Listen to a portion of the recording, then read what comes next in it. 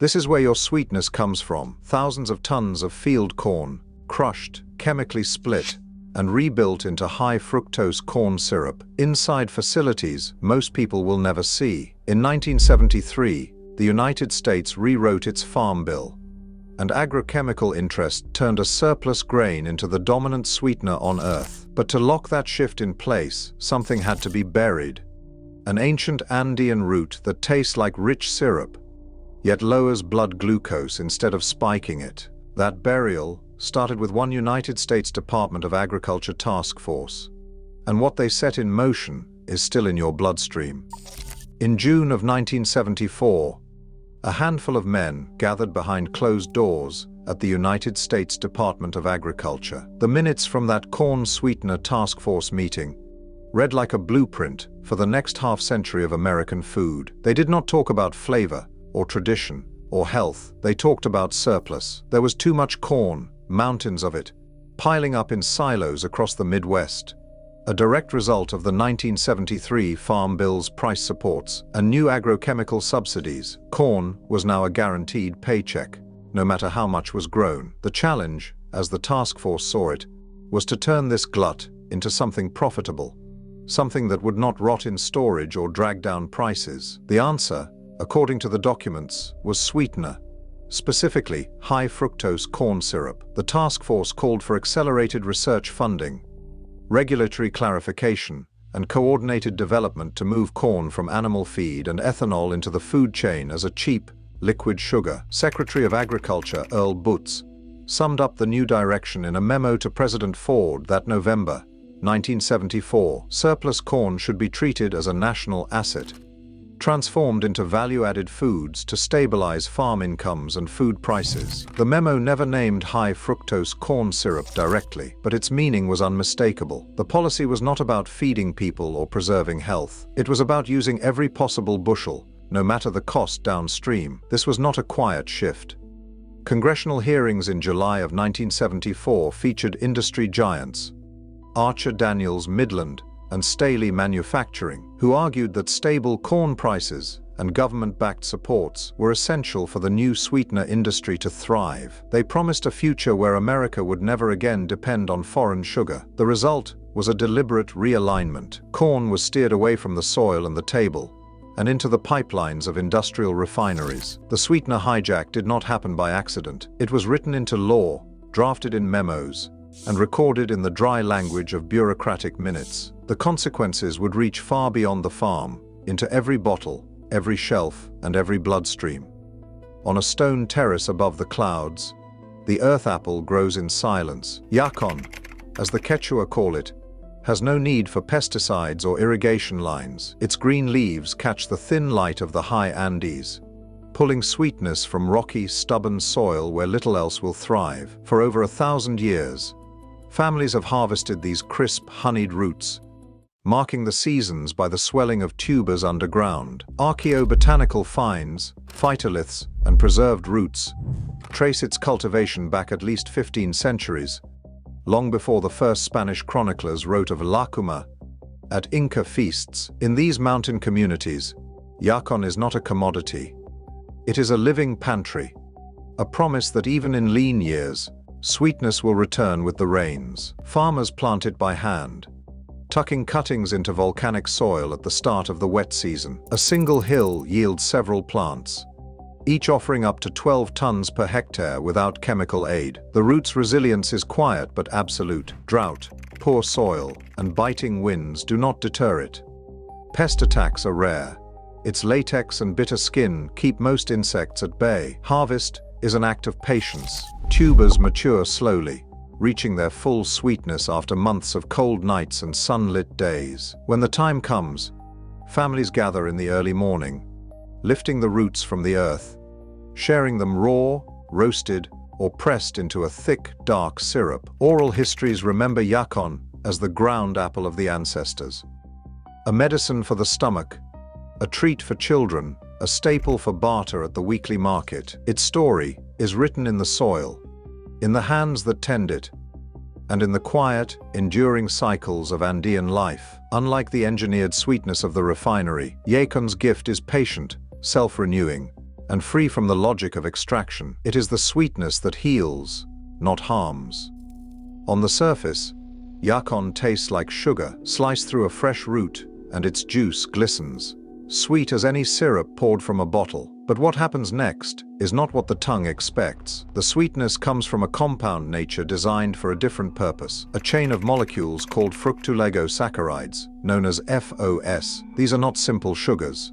They are more like intricate keys that fit the taste buds, but slide past the locks of digestion, untouched by the enzymes that turn ordinary sweets into blood sugar. When Yacon is chewed, FOS registers as sweet, sometimes even sweeter than table sugar, measuring between 1.2 and 1.5 times as intense. But unlike sucrose or high fructose corn syrup, FOS passes through the stomach and small intestine unchanged. The body's machinery, the sucrase and amylase that break down most carbohydrates, cannot unlock these bonds. Instead, the FOS continues its journey, silent and undisturbed, until it reaches the colon. This is not just a technicality. The difference is visible in the numbers. In 1979, Dr. Mario Valencia led a crossover trial in Spain.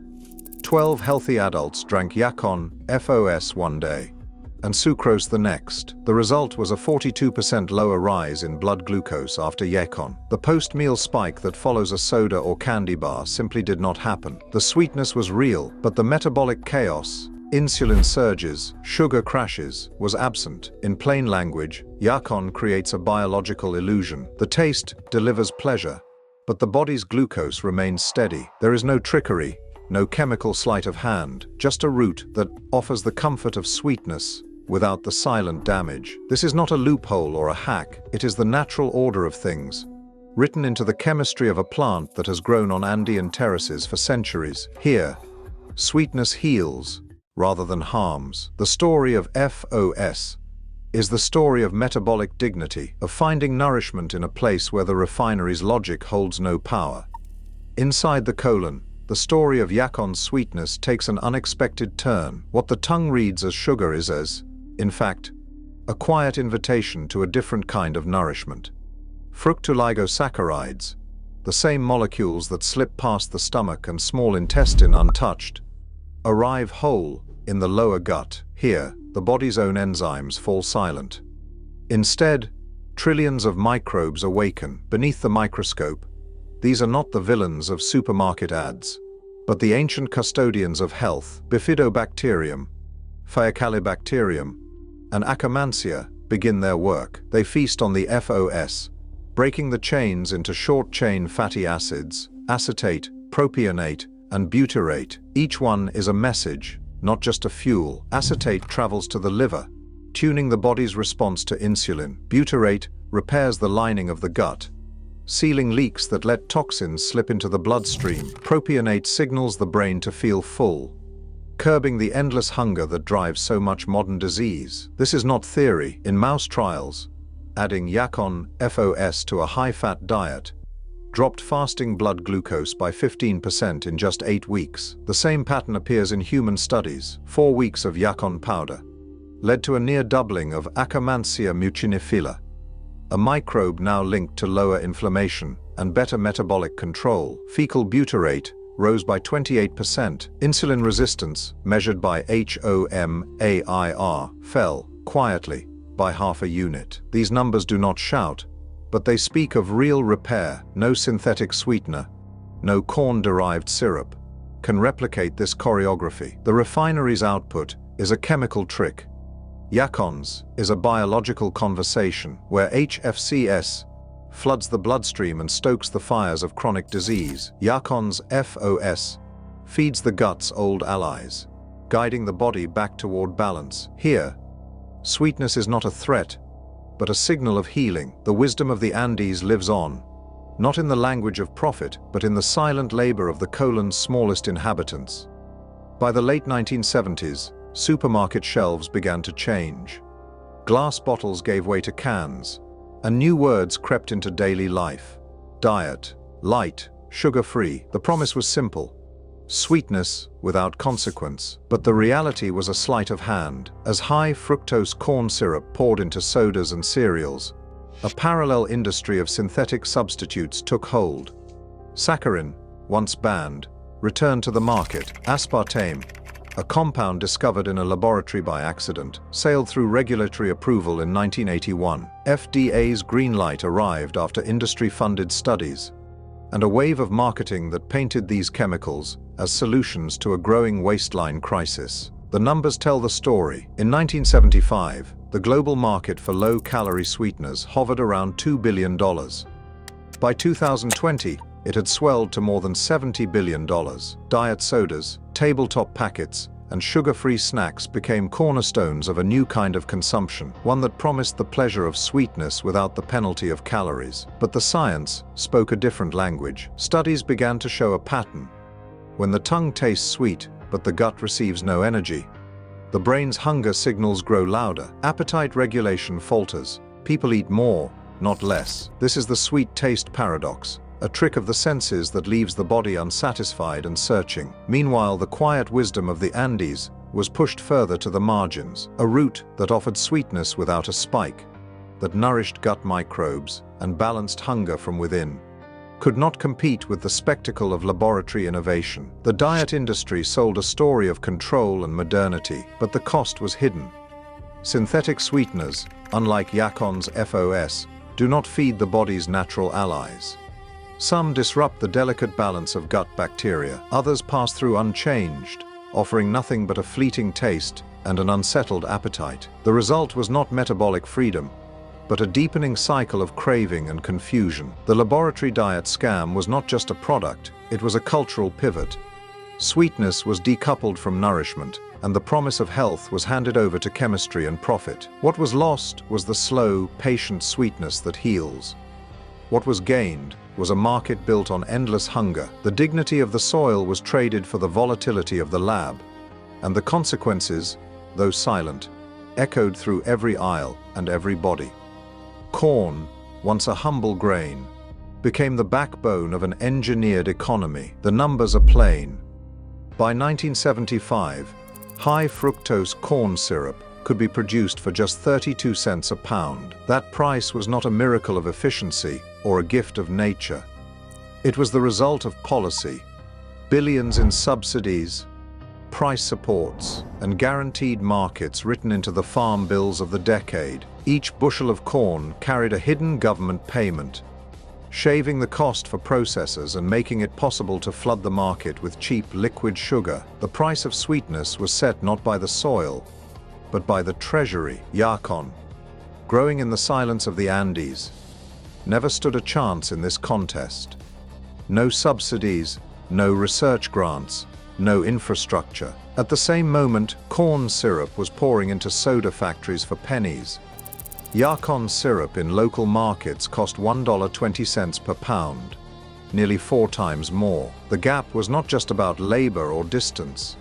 It was engineered. Tariffs on imported natural sweeteners stood at 30% or higher, a wall that kept Andean syrup out of reach for most consumers. Meanwhile, corn syrup crossed borders freely, protected by trade agreements and political will. The architects of this system were not faceless. Congressional records, USDA memos, and industry testimony all point to a deliberate calculus: protect the profits of the refinery, secure the dominance of a single crop, and ensure that alternatives, especially those that could not be patented or controlled, remained rare and expensive. The result was a market where the cheapest sweetness came from the most heavily subsidized and processed source, while the root that healed was priced out of reach. The logic was as clear as it was ruthless. Profit flows where policy points it. The cost is paid in the loss of choice, in the erasure of a sweetness that nourishes rather than harms. In the world of chronic disease, money flows in only one direction. Diabetes alone drives a pharmaceutical market now worth $78 billion a year. Insulin analogs, GLP-1 agonists, and new blood sugar pills fill the shelves, designed not to cure, but to manage, a word that means lifelong dependence. The numbers are not hidden. Annual reports from the largest drug companies show double-digit growth, fueled by the steady march of new diagnoses. Behind the glossy advertisements and patient support hotlines, internal memos tell a different story. Leaked excerpts from a 2019 strategy document warn that prebiotic sweeteners, the kind found in Yacon, could disrupt future drug sales by lowering the need for glucose-lowering medications. The memo does not mention Yacon by name, but it spells out the threat. If people shift their diets away from high-fructose corn syrup and toward foods that heal the gut and stabilize blood sugar, the market for drugs shrinks. This is not a conspiracy. It is the logic of profit in plain sight. When a root that costs nothing to grow can lower blood sugar, it stands in the way of a business built on the endless treatment of a preventable condition. The resistance to food-based remedies is not about science or safety. It is about defending a cycle where sickness is profitable and healing is a risk to the bottom line.